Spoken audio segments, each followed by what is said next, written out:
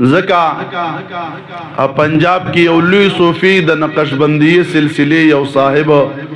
پیر سواگ رحمت اللہ تعالی علیہ تیر شوے دے آغا مبارک تا اللہ وی دا کمال ورکڑے ہو ہر ولی تا اللہ پا خپل خصوصیت ورکڑے پیر سواگ رحمت اللہ تعالی علیہ مبارک تا اللہ دا کمال ورکڑے ہو چی ہندو با ورسر ملاو شو نو کلمہ دا دین بیویلا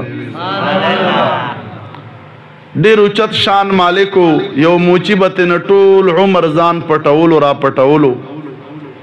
چې یار عزت زمونږ هندوان پته نشته وګوري د سره سحر دی جادو دی چې پیوی وای نو دا زمونږ هندو په دی هندو مذهب باندې نه ټینګيږي هم دوی دین ته وراوړي هغه موچی بتن ټول عمر ځان ساتلو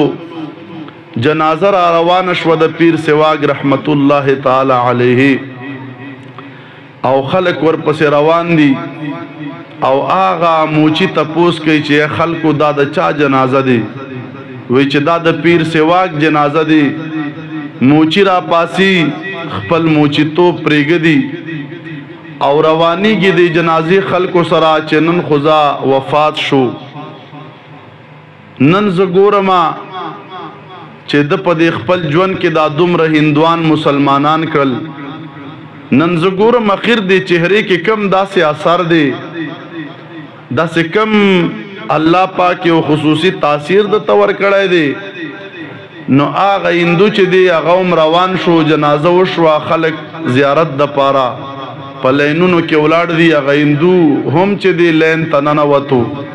او رازی چکلا پیر سواگ رحمت اللہ تعالی علیہ ترا نزدے شو نو در رسول اللہ مبارک دا دین کلمہ ہوئیلا اگا پیر سواگ رحمت اللہ تعالی علیہ مبارکنا چھ دمرلوی تاثیر اللہ پاکشالا ورکڑی نو پاغی باندی دا عوامو دا موریدانو دا عقیدوی چھ دا تبا اللہ پاک یولو علم ورکڑی وی دے بچرتا دا رسول اللہ مبارک شان اندازہ کولیشی نو اگی پیر سواگ رحمت اللہ تعالی علیہ نا چاہتا پوس اکڑو پا مجلس کے چھے سے بدارا تو آیا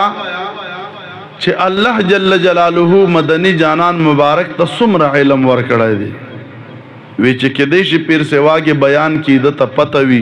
دتا خو اللہ شان وردے نو پیر سواگ رحمت اللہ تعالی علیہ واللہ جواب ورکے ہوئے اے سائلہ اے سوال کون کے ناشنا تپوس تیرانا وکڑو وی چھے ورکون کے ذات اللہ جل جلالہ دے او خشتن کے ذات رسول اللہ مبارک دے او اندازہ با پکی پیر سواگ لگئی دا پیر سواگ سمجال دے چھے دے دا اللہ پا ورکڑے کے او دا رسول اللہ مبارک پا خشتلو کے اندازے و لگئی اے مقصد سدے دا طول بزرگانو یو آواز کڑے دے اعلیٰ حضرت سے مبارکم دا فرمائی لی دی حضور علیہ السلام شان بیان کڑے دے